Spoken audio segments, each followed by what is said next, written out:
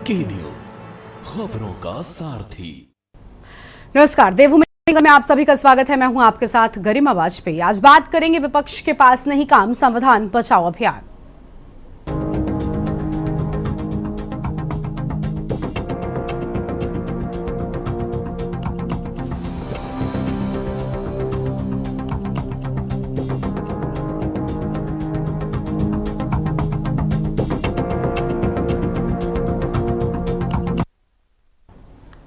उत्तराखंड में पिछले कई चुनावों के नतीजों की अगर हम बात करें तो खासकर विधानसभा चुनाव की अगर बात की जाए तो कांग्रेस पार्टी सत्ता से बाहर रही है। कांग्रेस का यह मानना है कि बीजेपी के द्वारा विपक्षी दलों का दमन किया जा रहा है और संविधान को कुचलने का काम किया जा रहा है। आज इसी मुद्दे को लेकर कांग्रेस पार्टी के द्वारा संविधान बचाओ रैली के बैनर तले एक विशाल जनसभा का आयोजन किया गया और जिसमें बीजेपी के द्वारा की जा रही दमनकारी नीतियों को जनता तक पहुंचाने का काम किया जाएगा। वहीं बीजेपी ने कांग्रेसी रैली की टाइमिंग पर गंभीर सवाल करते हुए इसे सनातन विरोधी व फ्लॉप शो करार दिया है। कांग्रेस का आरोप है कि सत्ताधारी भाजपा आरएसएस के इशारे पर संवैधानिक संस्थाओं को निस्तनाबूद करने पर तुली है। जांच एजेंसियों को सरकार अपने स्वार्थ की पूर्ति के लिए विपक्ष के खिलाफ इस्तेमाल कर विपक्ष की आवाज को खत्म करने का काम कर रही है। इसलिए अब देश की सबसे पुरानी पार्टी कांग्रेस की यह जिम्मेदारी है कि वो देश में लोकतंत्र व संविधान की रक्षा के लिए आगे आए। तो वहीं बीजेपी के प्रदेश अध्यक्ष महेंद्र भट्ट ने कहा कि विरोधी लाख कोशिश कर लें लेकिन उत्तराखंड का स्वर्णिम युग प्रारंभ हो गया है। आज इसी पर हम करेंगे विस्तार से चर्चा। खास मेहमान हमारे साथ में होंगे, लेकिन उससे पहले एक रिपोर्ट देखिए।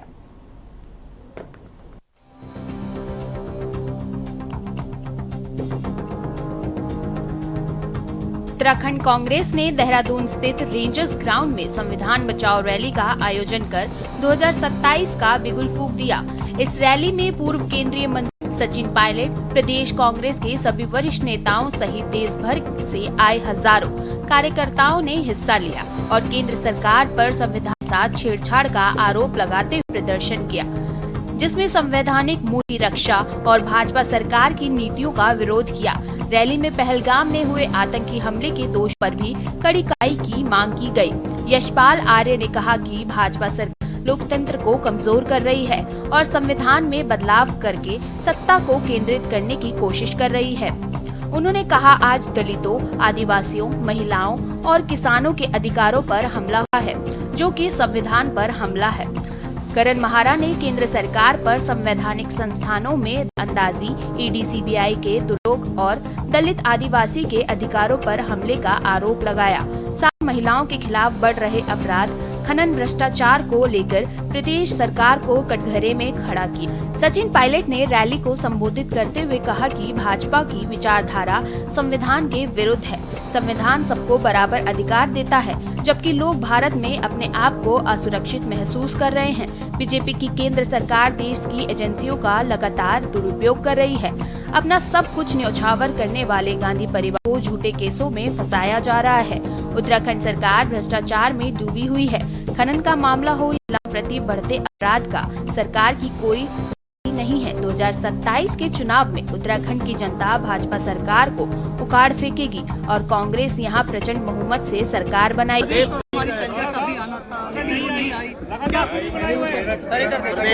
देखिए, उन्हें और भी जिम्मेदारियां दी गई हैं। ऑल इंडिया कांग्रेस कमेटी के अध्यक्ष आदरणीय खड़गे साहब ने सचिन पायलट जी को उत्तराखंड की इस संविधान बचाओ रैली में उद्घोष करने के लिए, उद्बोधन करने के लिए यहाँ भेजा है और जो उन्होंने यहाँ पर अपनी भावनाएं व्यक्त की हैं, जो कांग्रेस का जो इतिहास रहा है उसके बारे में होता है, नौजवानों में, कार्यकर्ताओं में और पूरी कांग्रेस में एक नई स्फूर्ति का संचार निश्चित रूप से हुआ है। मेरा मानना है कि आने वाले दिनों में जो हमारी एक मुहिम है, संविधान को बचाना, प्रजातंत्र को बचाना, लोकतंत्र को बचाना, राजधानी देहरादून के अंदर कांग्रेस पार्टी के आह्वान पर संविधान बचाओ रैली का आयोजन हुआ है और हजारों की तादाद में प्रदेश भर से कांग्रेस पार्टी के कार्यकर्ता और आमजन रैली में उन्होंने भाग लिया। पूरे देश में विपक्ष के नाते कांग्रेस पार्टी ने ये पीड़ा उठाया है कि लगातार केंद्र सरकार और भाजपा जो संविधान की भावना के विरुद्ध काम कर रही है, जो संविधान की मूल भावना से खिलवाड़ कर रही है, लोगों के अंदर एक अजीब तरह का माहौल पैदा किया गया है और जैसा राहुल जी कहते हैं, खड़गे साहब कहते हैं कि संविधान ने हर व्यक्ति को का हक अधिकार दिया है और देश में जो वातावरण निर्मित किया है वो एक ऐसा माहौल है जहां पर लोग अपने आप को सुरक्षित महसूस कर रहे हैं। संविधान बचाओ नारे के साथ ये सम्मेलन करने की आवश्यकता क्यों पड़ी, मैं बताना चाहता हूं। और खासकर उत्तराखंड के संदर्भ में आज आपके किसान खतरे में हैं। अंकिता भंडारी से जो बात शुरू हुई थी, हरिद्वार के हमारी 14 साल की बच्ची का बलात्कार और उसकी हत्या, श्रीनगर में ममता जोशी बहुगुणा की गुमशुदगी, उत्तर काशी की 4 एससी बहनों का बलात्कार, आरोपी कौन? बीजेपी के पुलकितारिया, हरिद्वार में ओबीसी सेल का सदस्य, दो इनके मंडल अध्यक्ष चंपावत और सल्ट के महिला अपराध में जमानत पे बाहर है, दुख संघ का चेयरमैन खुद जमानत पे बाहर है। भर्ती घोटाले होते हैं, 888 भर्ती घोटाले में हाकम संघ बीजेपी का जिला पंचायत सदस्य, और पानी पेपर लीक होता है तो बीजेपी का मंडल अध्यक्ष मंगलौर हरिद्वार। वहीं बीजेपी का कहना है कि मुख्य विपक्ष पार्टी कांग्रेस की गैर जिम्मेदार राजनीति समाप्त होने का नाम ही नहीं ले रही है। कल से राज्य की आर्थिकी की सबसे अहम कड़ी चारधाम यात्रा शुरू हुई है। यह यात्रा स्थानीय लोगों के व्यवसाय और स्वरोजगार को मजबूती देने का काम करती है। साल दर साल इसकी सफलता दुनिया के सामने देवभूमि को प्रमुखता से स्थापित कर रही है। लेकिन अफसोस इस महत्वपूर्ण अवसर पर प्रदेश हित में सहयोग करने के बजाय कांग्रेस पार्टी नकारात्मक राजनीति पर कायम है। कांग्रेस को यात्रा की सफलता से अधिक अपने राजनीतिक वजूद को बचाए रखने की है। वे जिन तमाम मुद्दों को संविधान बचाने के नाम पर उठा रहे हैं, उस पर चर्चा करने तक का अधिकार कांग्रेस पार्टी को नहीं है। इससे पहले भी उनके तमाम मुद्दों की हवा जनता निकाल चुकी है। जनता इसके नेताओं और उसके विचारों को लगातार नकार रही है।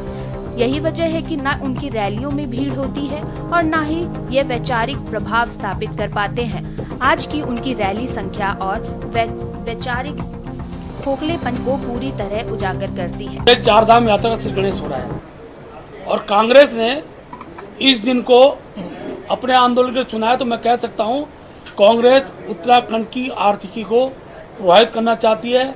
चारधाम यात्रा प्रभावित हो, इस प्रकार कुछ चक्र कांग्रेस ने प्रारंभ कर दिया है। पिछली बार भी यात्रा काल में जिस प्रकार केदारनाथ बचाओ यात्रा और अनाप शनाप चीजें करते हुए कांग्रेस यात्रा प्रभावित करने का काम किया था, लेकिन देश की जनता यात्रियों ने भगवान शिव के प्रति चारों धाम उत्तराखंड में चारों धामों के प्रति जो भाव प्रदर्शित किया, अब सर्वाधिक यात्रा ही इस बार बड़ी संख्या में यात्रा रहेगी, मैं इसको कह सकता हूँ। और पहलगाम घटना के बाद कम से कम हमने जहाँ बीजेपी अपने राष्ट्रीय अध्यक्ष का चुनाव को भी कुछ दिनों के लिए पीछे कर देती है, ऐसे समय पर इस प्रकार के हथकंडे अपनाकर कांग्रेस के जो नेता हैं उनके जो बयान आ रहे हैं, एक प्रकार से इस प्रकार से देश के सम्मान स्वाभिमान को एक प्रभावित करने का जो काम कर रहे हैं। उत्तराखंड की जनता कांग्रेस को 2027 में जवाब देने के लिए तैयार।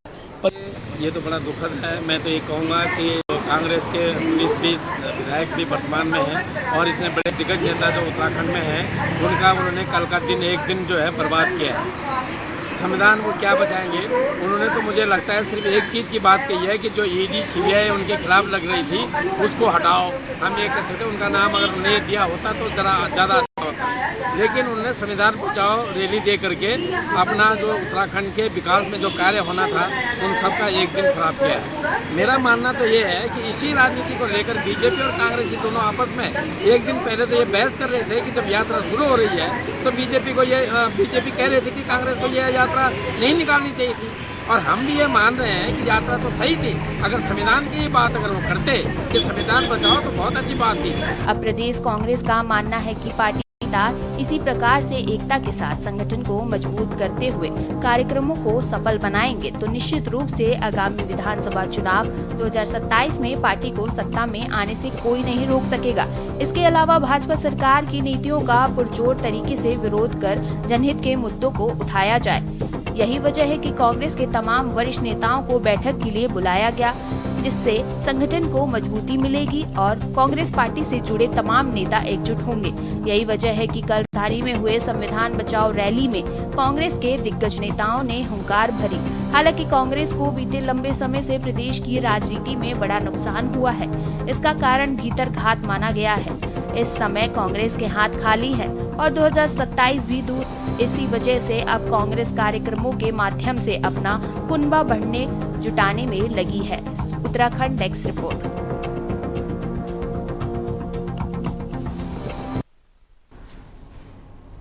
आज इसी मुद्दे पर हम करेंगे विस्तार से चर्चा। खास मेहमानों का पैनल हमारे साथ में जुड़ चुका है। कमलेश रमन जी हैं, प्रदेश प्रवक्ता भारतीय जनता पार्टी की ओर से। आशीष सैनी जी हमारे साथ में हैं, प्रदेश प्रवक्ता कांग्रेस पार्टी की ओर से। और हमारे साथ में शांति प्रसाद भट्ट जी हैं, केंद्रीय प्रवक्ता उत्तराखंड क्रांति दल की ओर से। हमारे साथ में अरुण शर्मा जी हैं, वरिष्ठ पत्रकार हैं। बहुत स्वागत सभी मेहमानों का। शुरुआत कर लेंगे कमलेश रमन जी के साथ में। कमलेश जी, लोकतंत्र बचाने की जिम्मेदारी कांग्रेस कह रही कि हमने उठा ली है, लेकिन आपकी ओर से उनकी संविधान बचाओ रैली को फ्लॉप शो करार दिया गया। देखिए, एक तो इन्होंने हमारा जो सनातन धर्म कहता है, जब हमारे कपाट खुल रहे हों, गंगोत्री धाम के हमारे कपाट खुल रहे हो, उस दिन का दिन इन्होंने चुना जब हमारी यात्रा शुरू हो रही हो, जब हमारे श्रद्धालु इस प्रदेश में आ रहे हो चारों धाम की यात्रा करने के लिए। दूसरा, इन्होंने कहा कि हम संविधान बचाने की इस रैली को कर रहे हैं, इस यात्रा को कर रहे हैं। तो मुझे लगता है कि ये संविधान बचाओ रैली नहीं थी, ये राहुल और सोनिया बचाओ रैली थी। ये उनको बचाने की जो कवायद इन्होंने की अलग अलग प्लेटफॉर्म पर। क्या आपने ये देखा कि जितने भी बड़े नेता अपने 20-25 लोगों के झुंड में जब आ रहे थे, जब नारे लगा रहे थे, क्या आपने किसी ने देखा कि उन्होंने ये नारा लगाया हो कि संविधान बचाओ या कांग्रेस पार्टी संगठन हमारा जिंदाबाद, ये नारा लगाया? उन्होंने सिर्फ अपने अपने उन नेताओं के नारे लगाने का काम किया कि हमारा फलाना नेता इस प्रदेश का मुखिया कैसा हो, हमारा फलाना मुख्यमंत्री कैसा हो। ये नारे लगाने का काम कांग्रेस के उन नेताओं ने किया, उन कार्यकर्ताओं ने किया उस वक्त जिस वक्त रैली में पहुंच रहे थे। एक तरफ आप कहते हैं हम संविधान बचाओ की रैली कर रहे हैं, दूसरी तरफ आप लोगों को केवल भ्रमित करने का काम कर रहे हैं, क्योंकि इतना हेराल्ड का जो भ्रष्टाचार है वो ईडी के शिकंजे से आपके राहुल जी और सोनिया जी पर कसा गया, जिस वजह से आपको संविधान की याद आई। अगर संविधान की आपको याद आती तो बहुत पहले आती, जब आपने बाबा भीमराव अंबेडकर जी को 2 गज जमीन उनकी अंत्येष्टि के लिए नहीं दी। अगर आपको याद आती तो तब आती जिस वक्त वो संसद में अपना चुनाव लड़ने के लिए जा रहे थे, आपने निर्दलीय प्रत्याशी खड़ा करने का काम किया।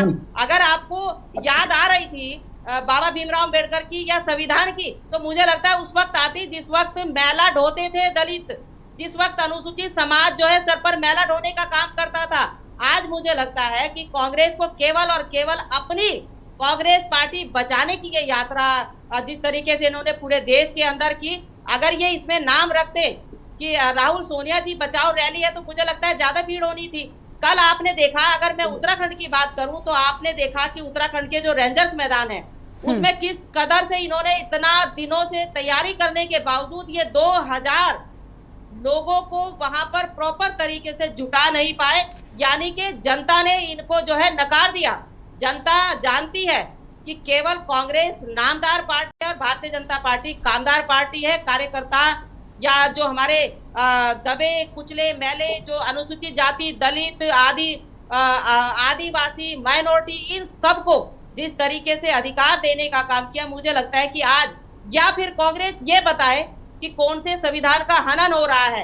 हाँ, जो अगर नेशनल हेराल्ड की अगर ये बात कर रहे हैं उसको लेकर के अगर ये कहते हैं संविधान का हनन हो रहा है, तो फिर तो भाई भगवान ही मालिक है इस देश के अंदर भी कि कांग्रेस कहां पर और क्या चाहती है, क्या कहना चाहती है, क्या करना चाहती है। कल रेंजर ग्राउंड ने दिखा दिया, उन्होंने दिखा दिया प्रदेश की जनता ने कि आप अगर गलत तथ्यों को लेकर के जनता के बीच में जाओगे, केवल अपने आप को स्थापित करने के लिए कांग्रेस के 5 नेता जो बड़े बड़े इस प्रदेश की जो है कांग्रेस की रीढ़ माने जाते हैं, वो बड़े नेता केवल अपने नारे लगवा रहे थे, केवल अपने आप को स्थापित करने के लिए कल का मंच सजा हुआ था। मंच पर किस तरह से भगदड़ थी, मंच पर किस तरीके से अव्यवस्थाएं थी, और सबसे बड़ी ठीक है, यानी इसी वजह से क्योंकि कांग्रेस पार्टी अपनी रैली को ठीक तरीके से मैनेज नहीं कर पाई, तो आप उसे फ्लॉप शो कह रही हैं। ठीक है, आप कांग्रेस पार्टी का पक्ष जानते हैं। आशीष सैनी जी हैं। आशीष जी, आप लोग नहीं जुटा पाए। अभी एक दिन पहले हम चर्चा कर रहे थे कि कांग्रेस पार्टी सोशल मीडिया पर नंबर्स में बीजेपी से आगे हो गई है। अभी कल ही मुझे लगता है हम चर्चा कर रहे थे और आज रैली पर हमारी चर्चा है। अगर आप नंबर्स में इतने आगे हैं तो वो नंबर धरातल पर तो दिखने चाहिए। वोट भी छोड़ दीजिए, आपकी रैली में तो आने चाहिए। नहीं, पहली बात तो गरिमा जी, क्या यही प्रश्न आपकी डिबेट का है? पहली बात, क्योंकि आप भी गाय बगाए भाई जो भाजपा का एजेंडा है उसके उस पर चले गए।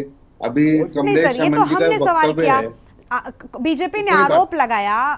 अच्छा ठीक हाँ, है, जी, मेरे जी, सवाल में आपको मैं कहाँ पर कह रहा आपत्ति हूँ। नजर आई? नहीं, हमने तो कभी हाँ। कोई अगर पार्टी अपना कार्यक्रम कर रही है तो हमने तो कभी ये कहा नहीं कि बीजेपी के मुख्यमंत्री की रैली में 300 आदमी भी नहीं हो पा रहे हैं बड़े बड़े शहरों में। हमने तो कभी आरोप नहीं लगाया। भाई मुख्यमंत्री जी हैं, इनको इनके दो नेताओं ने बनाया है, और अगर वो लोकप्रिय नहीं है तो कोई बात नहीं, उसमें क्या फर्क पड़ता है, मुख्यमंत्री तो है हमारे। ठीक है। लेकिन कमलेश अमन जी का वक्तव्य जो है गरिमा जी, आपसे मेरा व्यक्तिगत निवेदन है कि आप जरा जो आज इन्होंने अभी दिया है ये सुनना जरूर। कितना नहीं, दिशाहीन मैं सुन वक्तव्य रही है। थी, मैं सुन रही थी। प्रश्न हम आप कहाँ यहाँ पर शुरू बैठे हुआ? तो हम सब मेहमानों की बातें भी प्लीज सुन मुझे रहे हैं। मुझे बोलने दीजिए प्लीज। हाँ, क्योंकि जब आप बोलते हैं तो इधर से मुझे कुछ समझ में नहीं आता। अच्छा सॉरी। कमलेश अमन जी का वक्तव्य पूर्णतः दिशाहीन। इन्होंने बीजेपी ने आरोप क्या लगाया कि जिस वक्त प्रदेश में 4 धाम यात्रा शुरू होने वाली है उस वक्त कांग्रेस के लोगों ने संविधान की बात की।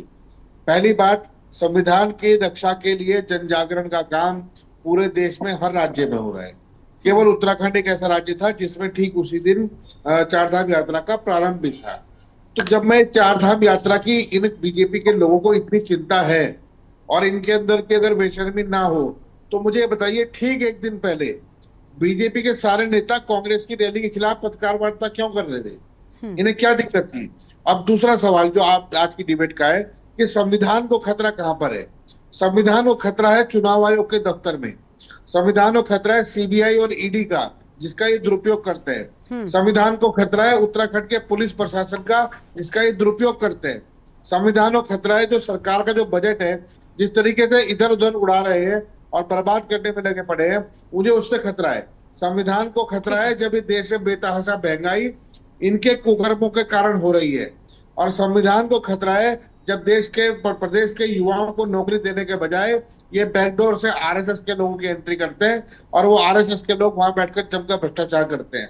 संविधान को खतरा है कि जब अंकिता भंडारी का हत्यारा या कोई भी बलात्कारी भारतीय जनता पार्टी में शरण पाता है और भारतीय जनता पार्टी के लोग बड़ी बेशर्मी से उसे माला पहनाने का काम करते हैं।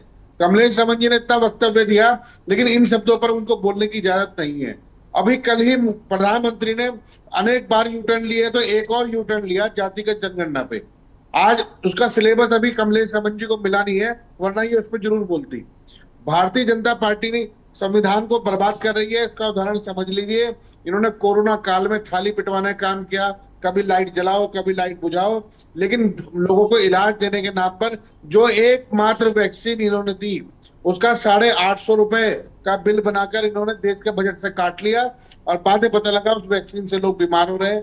WHO की रिपोर्ट आ रही है, तो बड़ा एक आज जो असमंजस की स्थिति है उस पर भी ये स्पष्टीकरण नहीं दे रहे। संविधान को खतरा इसलिए है क्योंकि देश के 19 बड़े मीडिया चैनल इनके उन मित्र उद्योगपतियों ने लिए हैं जो 11.5 लाख करोड़ रुपए का कर्ज माफ कर चुके हैं। अगर एक भी, मैं कमलेश अमन जी से कहता हूं, अगर लाइए भारतीय जनता पार्टी के 5 नेता जो मेरे इन प्रश्नों का उत्तर आपके सामने दे सके, देश और प्रदेश के सामने दे सके। आप लोग सवाल के जवाब नहीं देते, आप लोग केवल यहाँ इतने बड़े चैनल पर यहाँ केवल टाइम काटने के लिए और इधर उधर की बात करने के लिए आए। आप जिम्मेदार नेता नहीं है। और माफ करना, आप तो क्योंकि दूसरे दल से आए हो, भारतीय जनता पार्टी की नजर में आप सौतेली औलाद हो और हमेशा सौतेली औलाद ही रहोगे। ठीक है सर, ठीक है सर। देखिए, मुझे लगता है आशीष, आपने कुछ चीजें, आपने अच्छी बातें कही, आपने अपने पद के हिसाब से बहुत अच्छी बातें कही कि आप एक प्रवक्ता हैं कांग्रेस पार्टी के, उस लिहाज से आपने वही भाषा बोली, हमें कोई आपत्ति नहीं है। लेकिन आपने शुरुआत की कि हम भी उनकी ही तरह सवाल करने लग जाते हैं। नहीं सर, हमें कांग्रेस से या बीजेपी से कोई मतलब नहीं है। नहीं, मुझे आपके नहीं, अपने जवाब की शुरुआत में अपने जवाब की शुरुआत में आपने कहा था, इसलिए मैं आपको बता रही हूँ कि देखिए हमें कोई मतलब नहीं है। अभी कल हमने चर्चा की, आप प्रवक्ता नहीं थे, आपकी ओर से दूसरे प्रवक्ता आए थे, वो अपनी बात भी ठीक तरीके से रख नहीं पाए, बीच डिबेट में चले गए थे। खैर, अगर कांग्रेस पार्टी ये कह रही है कि हम बहुत आगे हैं नंबर्स में, तो फिर सर ये सवाल तो बनता है ना कि भाई क्यों नहीं आप संविधान बचाओ रैली में लोगों को इकट्ठा कर पा रहे हैं? करिए आप। मेरा ये सवाल था और मुझे लगता है वाजिब है, क्योंकि आपने खुद उस चीज को कमर्शियलाइज करने की कोशिश की, आपने उस चीज पर क्रेडिट लेने की कोशिश की, तो हम फिर सवाल पूछेंगे। गरिमा जी, हमारी हाँ। रैली में ठीक ठाक संख्या में पदाधिकारी थे। हाँ। अपनी बात हमने बेहतर ढंग से रखी। अभी आप कह मंच रहे पर थे कि आप मंच आरोप पर नहीं कोई लगाते कि भगदड़ नहीं मुख्यमंत्री थी की रैली और में कपिलेश 300 लोग रमन भी जी नहीं ने आ पा मोबाइल रहे चुरा लिए, हैं, और तो अभी देखो आपने ये उसी इनकी बात बातें क्यों कहने चुरा के दी बाद है? में कम से कम 10 आरोप बीजेपी पर लगा दिए। तो सर ये वाली भाषा नहीं, मतलब मैंने कोई भी केवल प्रवक्ता हो, संविधान बीजेपी भी ये के कहे कि हम आरोप जो नहीं हमारे लगाते तो आरोप हमें हैं, लगता हम नहीं उनको मानेंगे। दोहराया है बस। ठीक है, नहीं वो आपका एक एजेंडा है, आप संविधान बचाओ रैली कर रहे हैं, अभियान है, नहीं, उसके ये तहत अलग अलग कार्यक्रम है। गरिमा वेरी जी, गुड। गरिमा जी, मेरा ये एक कहे निवेदन है तो प्लीज। बहुत अच्छा, अगर गरिमा जी, सत्ताधारी मेरा कह एक दे तो निवेदन बहुत है बुरा। हाँ, कि जब हमने ये कहा कि 19 बड़े न्यूज चैनलों को बीजेपी खरीदकर और अपने मित्र उद्योगपतियों मैंने को कहा इनको 11.5 मीडिया लाख पर करोड़ माफ भरोसा कर रही नहीं है, है, तो ये इनको तो आपका अपने भी एजेंडा है। सोशल मीडिया पर आप भी भरोसा नहीं है, आपका भी इनको इतना बड़ा न्यूज पर न्यूज चैनल भरोसा है, नहीं है। आपके न्यूज चैनल को अगर कोई लोन देके माफ किया हो तो बताइए। नहीं आपका सर, न्यूज नहीं सर, चैनल देखिए अपने देखिए संसाधनों से चल ये रहा है, फालतू की बातें लेकिन उनके चर्चा में न्यूज करने का उनके कोई न्यूज मतलब चैनल नहीं ये बनता केवल है। सरकारी रूप से चल ये रहे हैं। फालतू की और करेंगे बेतुकी क्योंकि बातों का कोई सिर्फ मतलब नहीं नहीं कहना बनता है। चाहते हैं। और इन्होंने देखिए, सरकारी आरोप लूट लगाना करके बहुत जो- आसान है, आरोप लगाना बहुत आसान होता है सर, बहुत आसान, यकीन मानिए बहुत आसान होता है कुछ भी कह देना, क्योंकि सबसे आसान होता है। लेकिन अगर कोई भला व्यक्ति है, सभ्य व्यक्ति है, तो वो समझेगा कि आप जो बोल रहे हैं वो कितना कितना आपको बोलना चाहिए। तो उस चीज को थोड़ा सा, अब हमें लगता है कि हमें तो उस पर और आपको उसको सफाई भी 11 देने लाख की करोड़ जरूरत का है लोन नहीं। माफ क्यों किया बजट से? आरोप ये लगाएंगे क्योंकि असंवैधानिक अपना कार्य इनके क्यों पास किया? कुछ बंदूक ठीक है, ठीक बचा है, नहीं कमलेश जी आप शांत रहिए, कमलेश जी आप शांत रहिए, आप शांत रहिए। और मेहमान भी आए हुए हैं, वरिष्ठ पत्रकार हमारे साथ हैं, आशीष जी आपके पास भी लौटेंगे। अरुण शर्मा जी, बहुत स्वागत सर आपका। अरुण जी, बहुत आसान है, और अब मीडिया वालों को भी, चैनल्स को भी आदत हो गई है, एंकर्स को भी आदत हो गई है। ऐसा नहीं है कि कांग्रेस से आरोप लगाएगी, बीजेपी भी। जब आप थोड़ा सा भी, आपको जहां सही गलत लगा, आपने किसी के भी समर्थन में नहीं बोला, तो बस आप तुरंत ही जो ये भाषा बोलते हैं, अगर उसमें बोलूं तो बिके हुए, इनकी भाषा है ये। लेकिन क्या ऐसा होता है सर, क्या लेना देना होता है पत्रकारों का? पत्रकार तो सवाल पूछेंगे ना। कल आप दिखा रहे थे कि देखिए हमारे नंबर्स, आशीष जी अब आप और मेहमानों को बोलने देंगे ना? नहीं, आप हाँ, मेरे इंतजार सवाल करिए, को थोड़ा सा इंतजार मैं करिए। एक चीज जोड़ना चाहता हूँ प्लीज।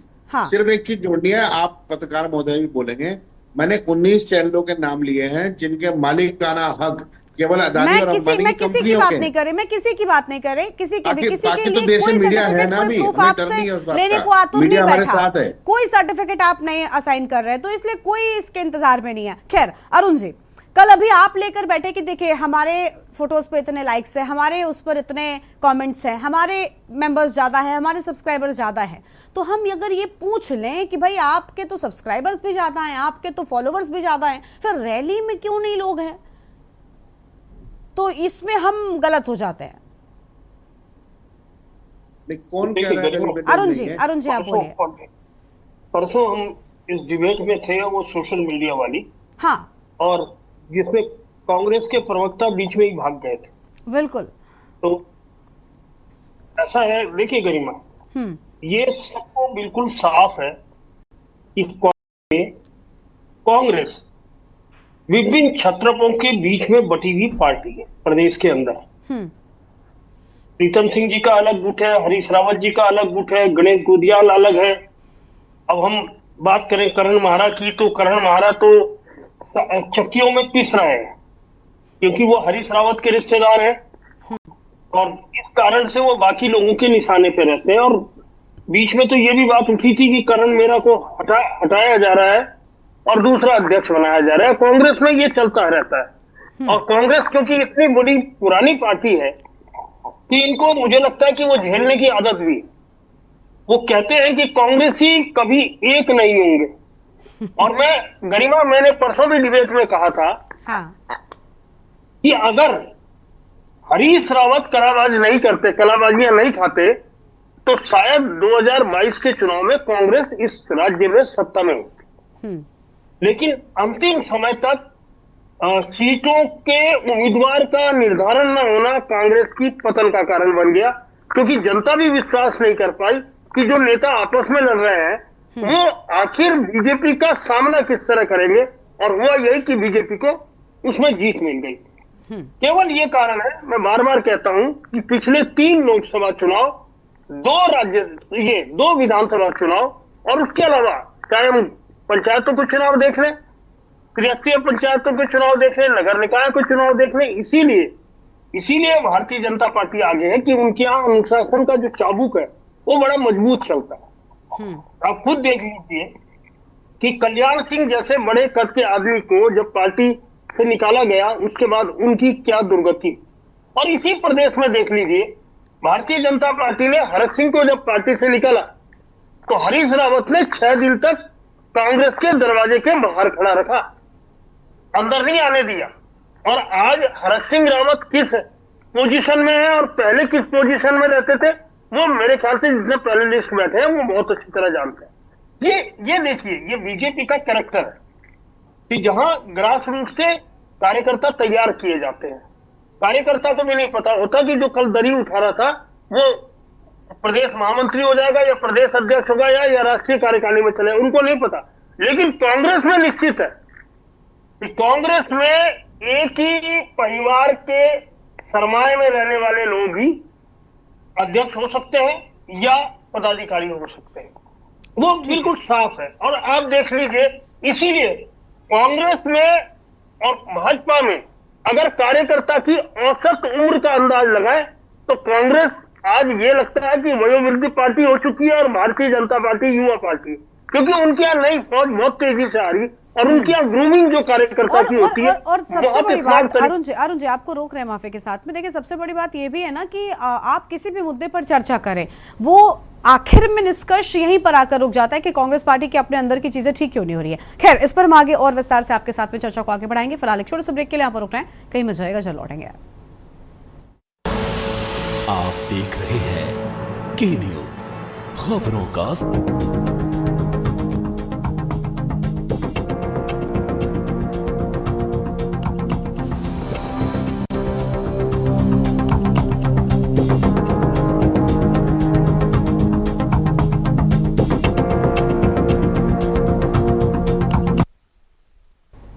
ब्रेक के बाद देवभूमि के दंगल में आप सभी का स्वागत है। हम चर्चा कर रहे हैं कांग्रेस की संविधान बचाओ रैली को लेकर।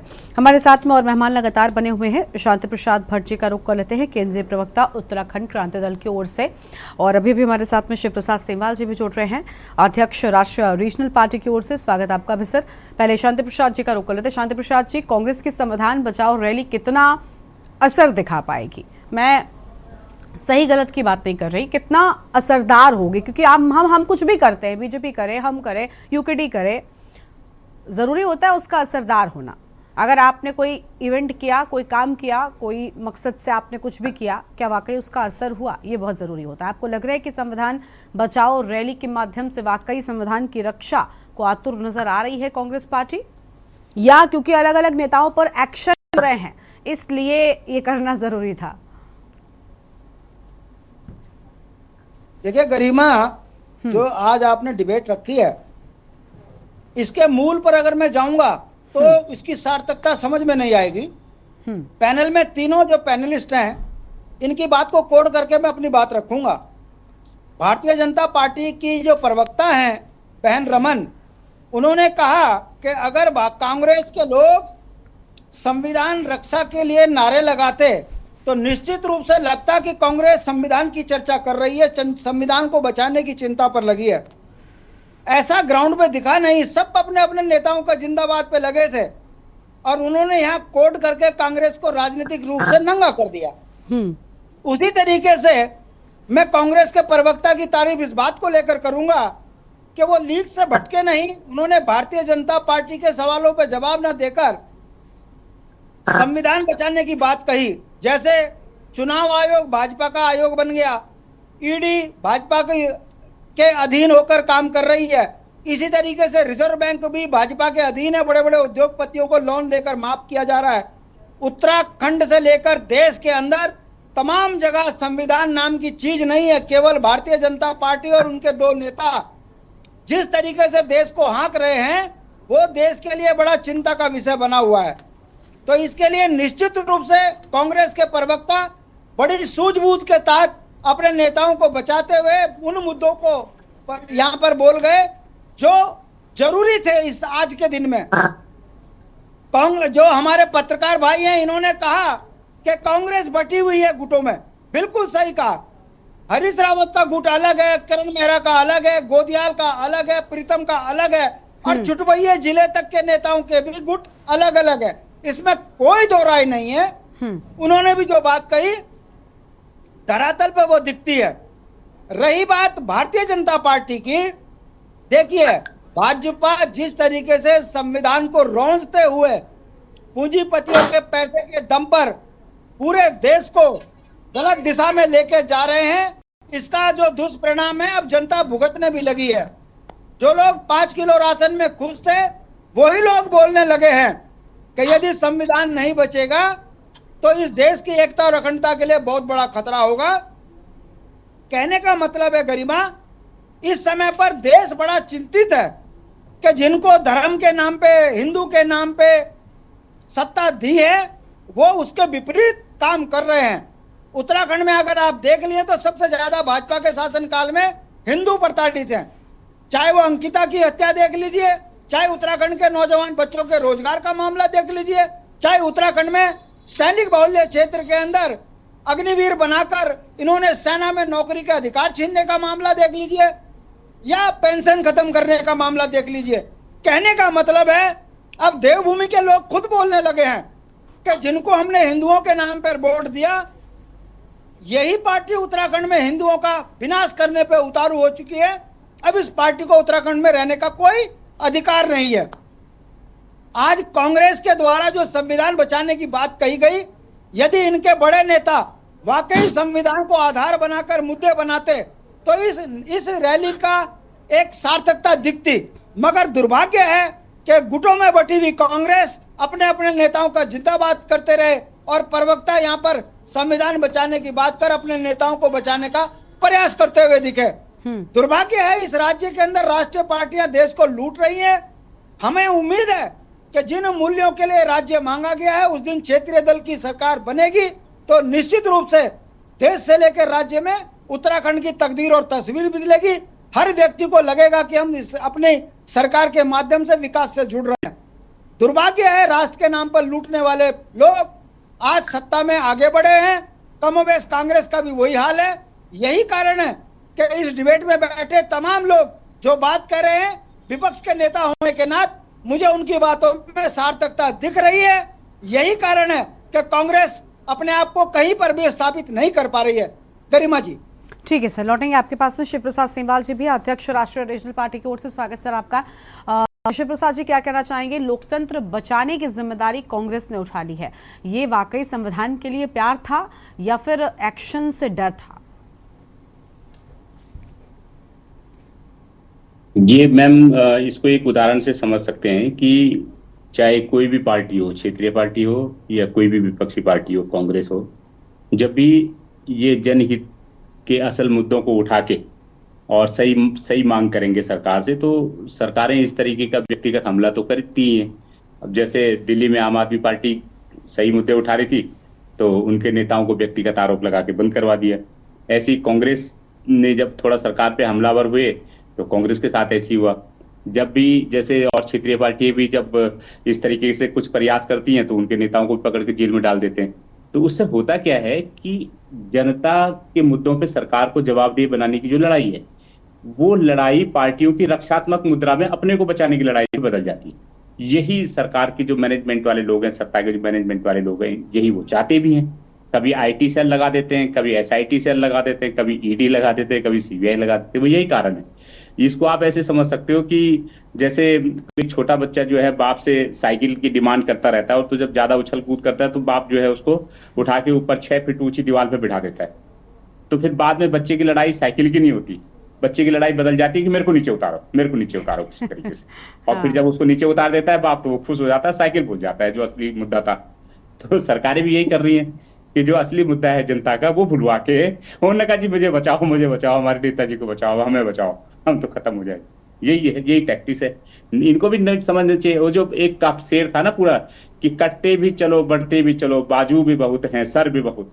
जिस दिन ये भावना अगर पार्टी में आ जाएगी, उन्होंने कहा भैया हमारे पास बहुत लोग हैं, तुम जालो चलो, जैसे पुराने जमाने में होता था कि माफी के साथ आपको वापस से अपने कार्यक्रम का रुख कर लेते हैं। खास मेहमान हमारे साथ में लगातार बने हुए हैं। शिव प्रसाद जी, आप अपनी बात को पूरा कर सकते हैं। मैडम, जैसे हम कह रहे थे कि भाई जब तक पार्टियों के अंदर ये जज्बा नहीं होगा कि सरकार के अत्याचार के आगे झुके नहीं, बल्कि वो बिखरने के बजाय और ज्यादा निखर जाएं, और ज़्यादा जुनूनी हो जाएं, तो तब तक ये इस तरीके की लड़ाइयाँ फिर सत्ता से दब करके ही मर जाती हैं। और फिर जो विपक्षी दल हैं वो या तो मित्र विपक्ष बनने को मजबूर हो जाते हैं या फिर मृत विपक्ष हो जाते हैं। तो इसके लिए हमारी पार्टीज को भी, सभी पार्टियों को ये सोचना पड़ेगा, इतना मजबूत बनेगा कि जैसे मतलब ये को तो हवा बुझा देती है लेकिन बदल जाता है। अगर आग जंगल की आग बन जाए तो उस आग को और वही परिस्थितियां होती है लेकिन वो और भड़का दी जाती है। इस तरीके का आंदोलन करे होना चाहिए कि जो भी आंदोलन हो आंदोलन में तो सरकारें फिर इस तरीके के हथकंडे दमन के चक्कर चलाने के लिए हिचकेगी और दबाव देते कि वो हमले शुरू करे विपक्षी पार्टी के नेताओं के। तो जैसे एनडीटी के वो भी बोला करते थे कि जेल में आना बनेगा, तो होना चाहिए।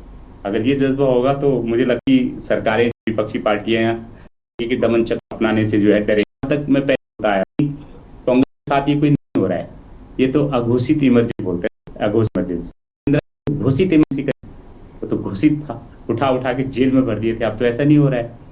तो वो कांग्रेस जब इस बात को खुद घोषित इमरजेंसी बोलती है तो उसे वो दौर भी याद करना चाहिए। तो फिर घोषित इमरजेंसी कौन सी थी? तो मतलब कांग्रेस अगर आज ये बोल रही है तो उसे ये भी सोचना चाहिए कि वो वही काट रही है जो उसने बोया था। तो ये तो परंपरा है, जो भी परंपराएं आप शुरू करेंगे समय के साथ, अगर गलत परंपराएं होंगी तो वो समय के साथ और बुरा दौर से उन्हें देखना पड़ेगा।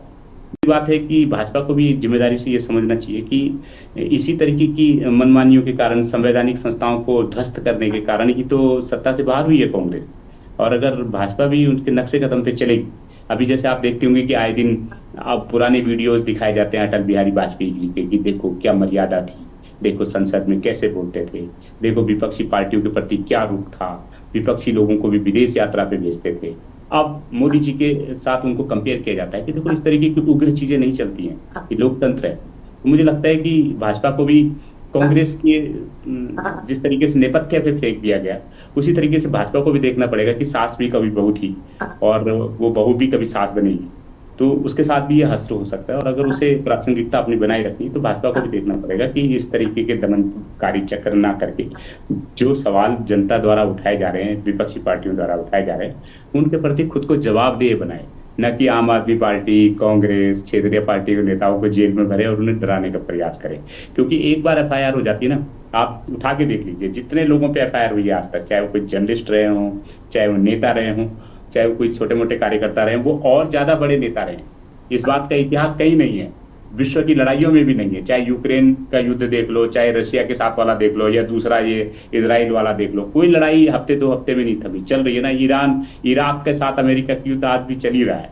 तो लड़ाइयां कभी थमती नहीं है, चलती रहती हैं। तो भाजपा को भी ये देखना पड़ेगा कि वो नेता जिनको जेल में भेजा गया, उनका एफआईआर का डर जब निकला तो वो और ज्यादा नेता बन गए। हम जैसे लोग पत्रकार से होते हुए आज राजनेता बन गए, पार्टियां बना दी।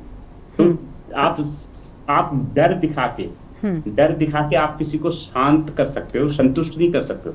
ठीक है, तो ये बात भाजपा को समझनी चाहिए और ज्यादा जवाबदेह बनना चाहिए अगर उसे लगता है कि उसे। ठीक है, मुझे लगता है कांग्रेस से जरूर कोई प्रतिक्रिया आएगी। आशीष जी कुछ कहना चाहेंगे आप शिव प्रसाद सेमवाल जी की बात पर? उसके बाद कमलेश जी को हम सुनेंगे। हाँ कमलेश जी, इसके बाद आपके पास आता है। नहीं, शिव प्रसाद जी ने और सभी अरुण जी ने भी अच्छी बात कही है। देखिए, अगर किसी आप कोई सवाल उठा रहे हैं तो मेरी भी जिम्मेदारी बनती है कि मैं उसमें अपने गिरेबान में जाकर जरूर देखूं। लेकिन जो चीजें हैं वो सबके सामने है। राजनीतिक में सब चीज सार्वजनिक जीवन के रूप में सबके सामने रहती है। हमारा ये सवाल है कि जिस मुद्दे पर हमने रैली की, उस मुद्दे को उठाना इसलिए जरूरी है कि आज की पीढ़ी को ये समझ में भी आए कि लोकतंत्र की रक्षा क्यों जरूरी है। हमारे लोकतांत्रिक अधिकारों की रक्षा के लिए हमें किस हद तक जाने की कोशिश करनी पड़ेगी। तो ये अभी सेमवाल जी ने बताया कि भाई आपको जैसे पुराने समय में जेल जाने के लिए तैयार रहते थे लोग, आज के समय में उस हौसले में और उस तरह की सोच में कमी आई है। एक तरह से जो राजनीति करने वाले लोग थे वो पूरी तरह से नारे लगाने से लेकर और सरकार के विरोध करने की सीमा तक अच्छी तरह से परिचित हुआ करते थे। आज के समय में प्रशिक्षण कार्यक्रम कांग्रेस पार्टी में कब हुआ? कांग्रेस पार्टी को मैं गरिमा जी अगर आपको बताऊं, क्योंकि कांग्रेस पार्टी का एक सदस्य हूँ, कांग्रेस पार्टी और बीजेपी में एक मूलभूत अंतर है। बीजेपी की लड़ाई कांग्रेस से है, थोड़ी सी लड़ाई यूकेडी लड़ लेगी, थोड़ी सी लड़ाई कोई उनके सामने एक दो दल और आ जाते हैं, बसपा जाएगी या कोई और। लेकिन कांग्रेस की लड़ाई किस किस से आज के समय में? कांग्रेस की लड़ाई सबसे पहले राष्ट्रीय स्वयंसेवक संघ से है। जिससे देश के हर उस दल को लड़ना पड़ेगा जो भाजपा नहीं है। आरएसएस के लोग जिस प्रकार से दो अलग अलग चेहरे लेकर झूठ बोलते हैं, तमाम जगहों पर वो बड़े मुश्किल आराम से स्थापित हो चुके हैं। भाजपा सरकार ने उनको बहुत बड़ा बजट खर्च करके स्थापित किया है।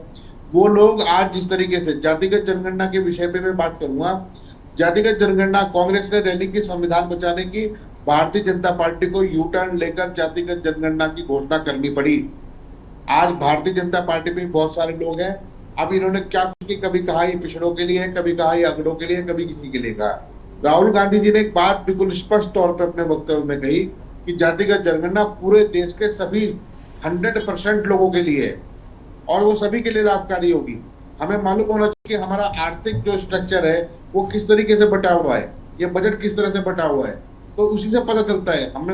आपको थोड़ा बुरा लगा होगा जब मैंने मीडिया की बात की, लेकिन आज मुझे आप बताइए, आपके चैनल पर तमाम मुद्दों पर बात होती है, केदारनाथ यात्रा की बात हो रही है, सब हो रही है, लेकिन जरा मैं फिर 19 चैनलों का नाम लूंगा, उनकी हालत बहुत खराब है। उनको देखने वाले दर्शकों की संख्या में करीब 86% की कमी आ चुकी है पिछले 10 साल में। सर छोड़िए ना मीडिया के भविष्य की चिंता, आप कांग्रेस के भविष्य की चिंता कीजिए। मीडिया के भविष्य की चिंता मीडिया कर्मियों तक सीमित रहने दीजिए ना। मीडिया को ढूंढना शुरू किया।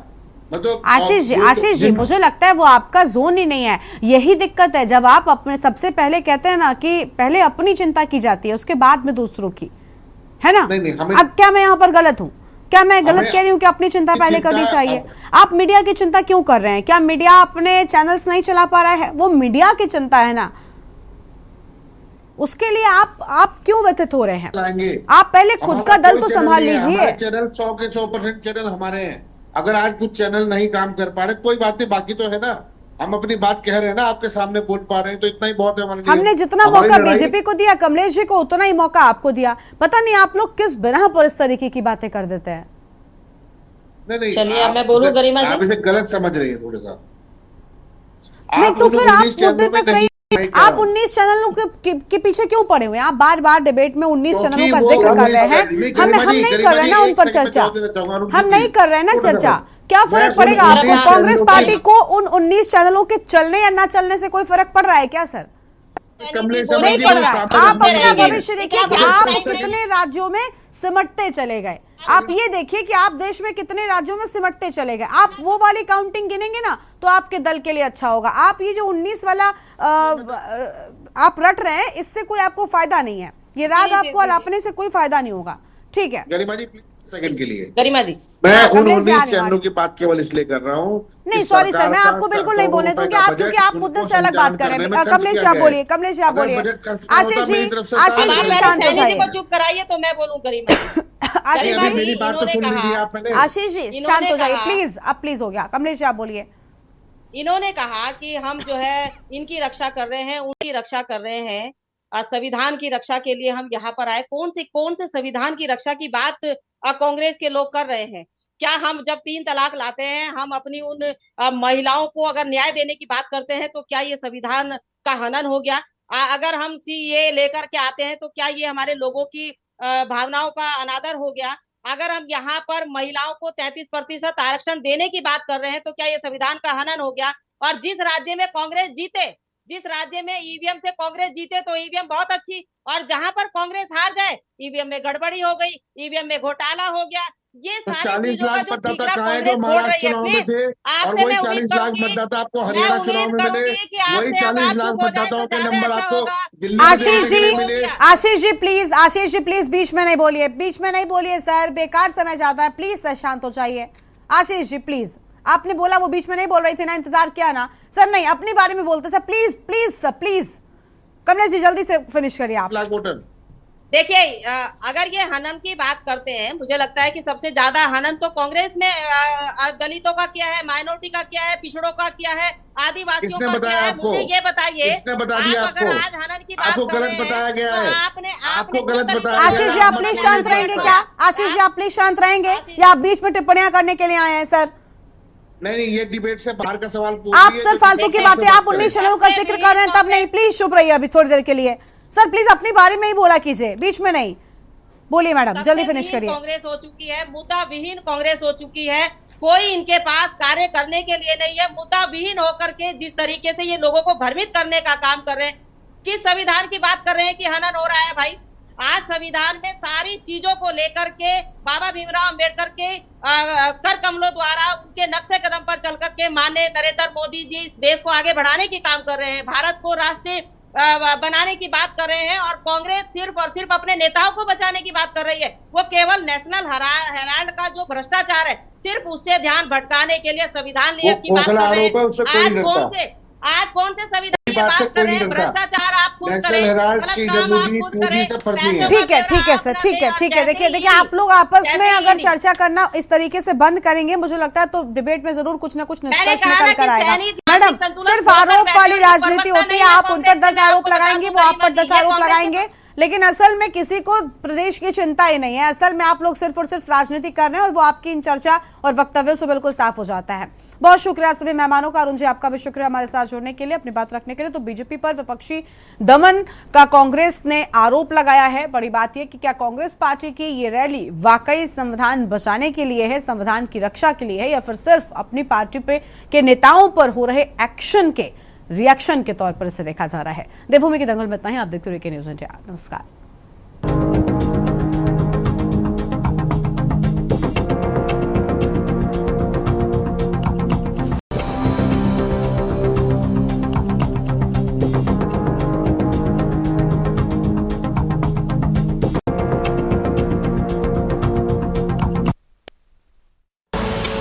आप देख रहे हैं के न्यूज़, खबरों का सार।